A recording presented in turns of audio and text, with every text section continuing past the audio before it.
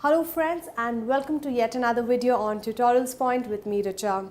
Well, today we are going to talk about etiquette in different countries. If your job entitles you to travel around the globe into different parts of the countries, you need to know what is the etiquette of that particular country or culture where you're going to. Well, it is a simple thing because etiquette is nothing but manners and courtesies. And when you go to a particular city or country and if you do not know their culture, somewhere you are offending them or rather being impolite to them without realizing that you're doing so. In this particular module, we will talk in detail about different cultures and what should be your etiquette for that particular culture. Well, let's see what is there on the agenda for us today. We will talk about what is the meaning of etiquette, we'll talk about the importance of etiquette, and also what are the different etiquette rules in different countries that you might be traveling to. Well friends, what is exactly the meaning of etiquette? It is a code of conduct or silent manners and courtesies which may not be written but they're equally important like written rules or code of conduct. These are nothing but simple manners and simple courtesies that you need to keep in mind whenever you're meeting people from different cultures or different parts of the company or the globe. Well, it's important that you know what is the importance of business etiquette so that you can make your first impression as the lasting impression. As we have mentioned that your first impressions are so important and within the first 7 to 8 seconds, people form an impression about you. Well, in 7 to 8 seconds, you can also understand simple things like exchanging business cards or handshake with the other person. And hence, the importance of business etiquette becomes even more. Let's see what is there on that. Well, etiquette provides a personal security. It also protects the feelings of others because you try to be like that person from that particular culture or background. So it gives them the feeling that you are one like them. It makes the communication clearer. It will enhance your status at workplace and it definitely helps you to mark a first good impression. Well, if these are so important, I do believe that you should carry out your etiquette in different countries. Now let's talk about what are the etiquette in Japan. Well, if you are traveling to Japan for work and if you have to meet your clients over there in Japan, there are certain do's and don'ts that Japanese are very particular about. Let's see what they are. Well, meeting and greeting. Japanese are known to bow down to the other person in front of them as a mark of respect and humbleness. Whenever you meet your Japanese clients or stakeholders, it's important that you bow down to them, which is a mark of humility. Even when you're saying goodbye to the other person, you need to bow down to them.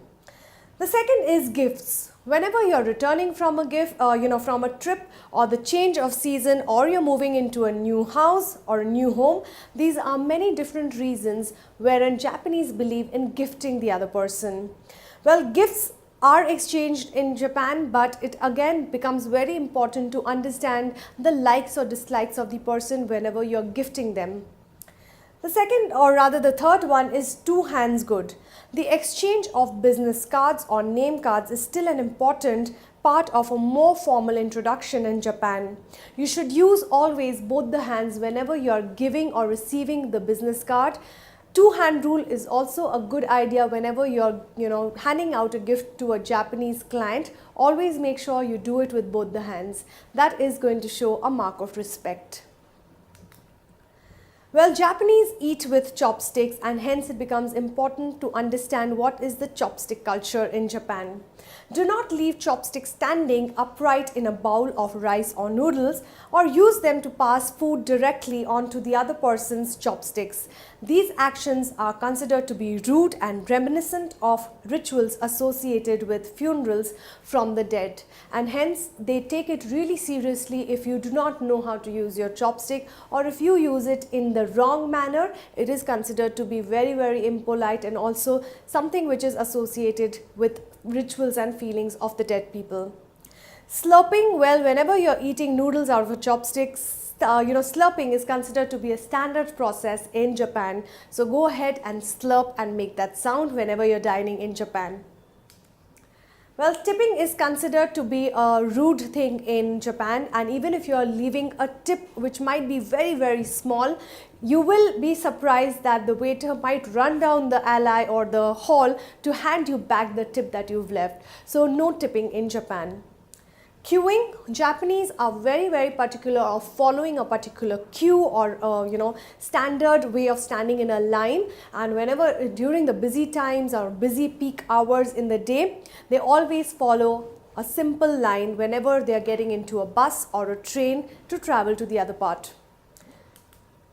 Well, Japanese are very particular about not using their mobile phones while they have people around them. So it becomes very important that you put your phones on silent and are not talking away to glory whenever you are in a public place like traveling in a bus or a train. Please make sure you do not talk too much. Japanese do not like that. Well friends, let's take a look at what are the etiquette in Singapore. If you are traveling to Singapore to meet clients or people from your company, let us take a look at what they like or not like in Singapore. The first one is men and women both shake hands. However, this is the women who must extend her hand first. Introductions are always in the order of age or status or hierarchy of that particular person. So hence do make sure that you go, take out your hand to do a handshake, and if you are a woman, extend your hand first.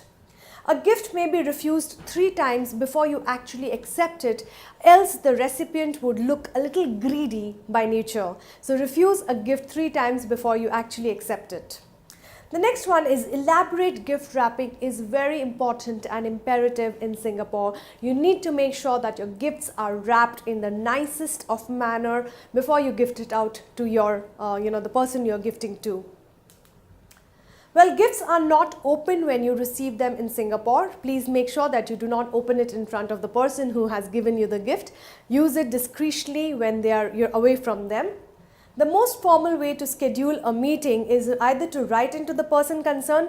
Also, a lot of Singaporeans, to schedule a meeting, write a letter or call them or even fax and email it to them. Well, it is not polite in Singapore to cross over the other person across the table to get something from the other side of the table while you're dining in Singapore. It's always considered to be more polite to ask the person on your right side or the left side to pass the food to you rather than diving across the table to get the food that you want. That is considered to be very impolite in Singapore. In Singapore, tipping, or rather you do not really have to tip the waiter. It's not needed or required. Elders are respected in Singapore. It is always considered to be proper etiquette to let them start to eat first. Do not start to eat until the elders at the table pick up their chopstick or the utensil and begin to eat first. So always show your mark of respect to elders who are elder to you in age or hierarchy and status. It's very important to show them as much respect as you can. Well friends, now let's take a look at etiquette in America. Well, Americans are a little informal, from most of the cultures that we've seen all across. They're not very formal people, but yet they have certain etiquette that is considered to be very specialized to them. Let's take a look at them. Well, if you are going to America to meet a particular client, all dining experiences with others are considered to be social events where food is served. The focus should always be on the conversation. For American people, it's not about the food, but it's about the company that you're dining with. So do not look all greedy and dive into the food that is there in front of you. Always make sure that you are giving more importance to the person in front of you rather than to the food in front of you.